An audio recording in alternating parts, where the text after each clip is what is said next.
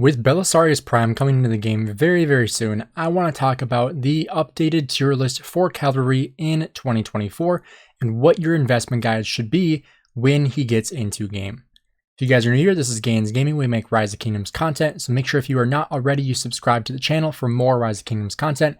Now, like I said, he is coming out into game very soon. The Mightiest Governor cycle just got updated, and Eleanor is on here, which means Belisarius Prime will be on the Wheel of Fortune. So we are going to be talking about the new updated Cav list. I've already made it pretty clear, I do not think Belisarius is a top tier Cav commander right now. Obviously, that could change when he gets into game, but over the last couple of commanders being released, I have been pretty accurate with guessing how well they're going to perform. With like Luce, like I was saying Luce Alex was going to be like the new meta in Rise of Kingdoms, and people called me crazy. I said Herman was going to be really good. So, obviously I don't know everything. I could be completely wrong on this one, but I don't think Belisarius Prime is a must invest as of right now for the average Rise of Kingdoms player. But with that being said, let's dive into the top cavalry commanders that I think you should be investing into in 2024. The number one commander that I think everybody should be investing into is Joan Prime. She is, in my opinion, the best Cav commander available because of her versatility, because of her power. She is literally the best Cav commander in the game. Without a doubt, she is the number one in Rise of Kingdoms for Cavalry. I think arguably she could be seen as the number 2 or number 3 best commander in the game, potentially behind either Luce or behind Herman Prime. I think those are the 3 main commanders that are the best in the game right now. But with Joan of Arc, with her force skill, this is honestly the best skill that she has, which is basically giving her 100% probability of doing her active skill a second time. That alone, I think, puts her as the number 1 commander in the game, because that's basically like a double active skill, essentially. Like, this is literally like a double active skill. It is honestly insane that she has this skill. Honestly insane.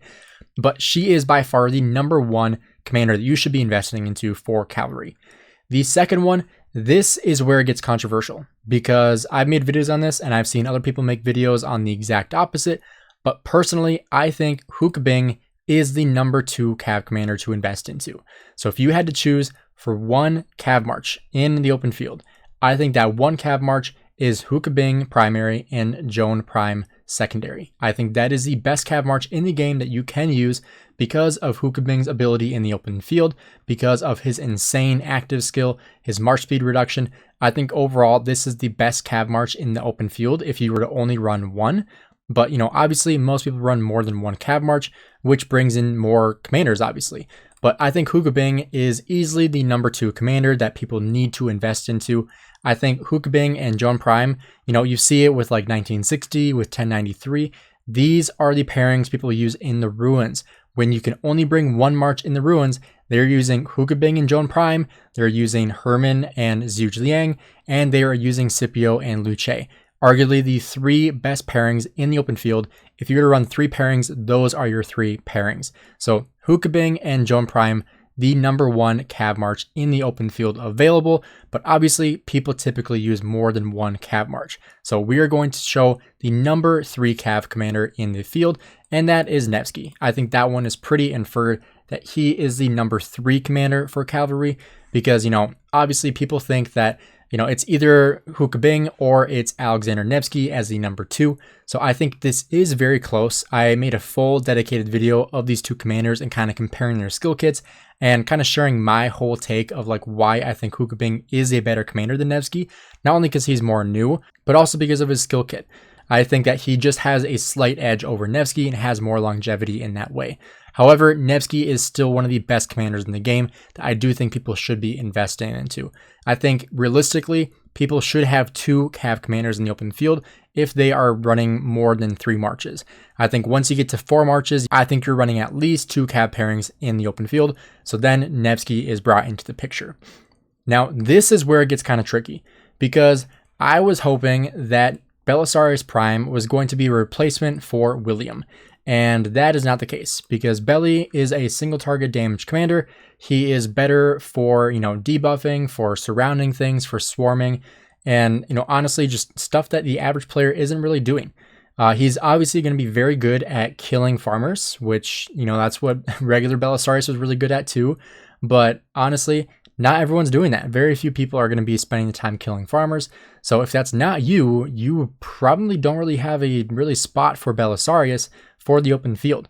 And if you're not a whale swarming down, you know, different rallies or different objectives, you're probably also not really needing Belisarius because you're not going to be swarming stuff. That kind of rules out Belisarius for the average player. So for the fourth commander, I honestly still think it's William. I think William is the fourth commander that people should be looking into in the open field for Cavalry because he's a great pairing with either Nevsky or with Huo Qubing. I have used Huo Qubing William. I have used Nevsky William. I think both are very, very good pairings. And, you know, honestly, you can't really go wrong with either. And obviously another alternative to William is using Mehmed. I think Mehmed is still a great commander you can use with Cavalry. I really like him with Nevsky. Nevsky and Mehmed is a great pairing if you do not want to invest the sculptures into William at this point. Although you can invest him to 5551 like I have here, so you don't have to expertise him. You can save 300 heads and not get this 4 skill or the expertise. You really just don't really need it. So running him at 5551 is plenty good for William, and honestly is a very good budget mark still in 2024. But we do have a couple other commanders that could be looked at as well.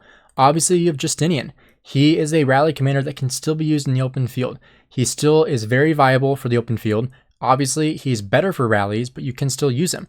I always tell people, like with commanders like this, similar to like Tariq for infantry, you're not going to be investing in these commanders for the open field.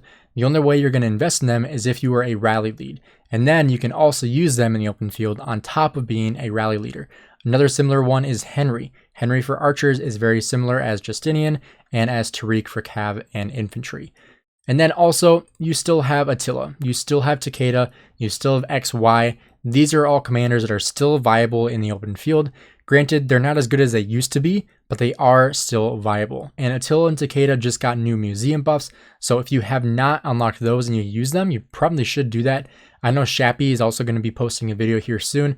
I was actually just helping him with testing for the Attila and Takeda relics to see how good those are going to be. So keep an eye out for that video as well on his channel. But like when it comes to using Belisarius, I still see him as a third tier cav commander. And by third tier, I mean third march. So if you are not running 3 marches of cavalry in the open field right now, I do not think he fits into your lineup because you just have many better options. Like if I had the choice between, you know, Huo Qubing Joan and Nevsky and William, or tossing in like, you know, Nevsky and Belisarius, like, yeah, that could probably be good, but you're losing out on AoE. And I think in the open field, you really, really, really want and need AoE on every single march. You don't want a full single target march because you're just losing out on so much value. The only way that's beneficial is if you are dueling, which you're not dueling in the open field. You are getting AoE if you have AoE. And so using William, using Joan Prime, having an AoE commander behind or in front of a single target commander is going to be vital. So like when you have Nevsky and William, you're still getting the AoE. If you have Nevsky and Mehmed, you're still getting AoE. When you have Huo Qubing and Joan, you're getting AoE. But once you start running like Nevsky and Huo Qubing, you're not getting any AoE anymore, and you're just getting the single target damage. Granted, you can still trade very, very well, but you're not going to trade as good as you could be using someone with AoE. And I think that's what Belisarius lacks the most in the open field is the AoE. I think if he had AoE, I would 1000% invest into him, 100%. I would definitely invest in him if he had AoE because I'm looking for someone with AoE. That is kind of the main criteria I had for the new Cav commander. And everyone else kind of thought he was going to be a replacement for William. I feel like that was the common consensus was like, he's either going to be like a smite damage commander and revive Attila, or he's going to replace William. And he did neither. They literally just made a brand new farm killing march and a whale march for swarming stuff. So honestly, I don't think that Belisarius really changes the Cav meta as much. I think this is still kind of standing from what I made previously in 2023. But if you guys have any differing opinions on this, let me know down below. Obviously, I could be completely wrong. And when he gets in the game and we see testing and he is like absolutely insane, I will 100% update this video and admit I was wrong, that Belisarius is meta. Everyone needs to invest into him. I'm sorry I was completely wrong. I hope I can make that video, because if that's the case, that means I can invest into him. But as of right now, I do think he's going to be a bust commander for almost all players. I see him very similar to Sargon, where he's getting a lot of hype from, content creators like Chischool, which, that didn't really turn out well last time either, because Sargon is a complete bust in my opinion. I feel like a lot of people just regret investing in commanders like that because they're all single target damage and more of a whale commander than an average player commander. So let me know what you guys think down below, what you guys think of Belisarius, and what you guys think of this list of the best Cav commanders in the game in 2024. Thanks for checking out the video, and have a great rest of your day.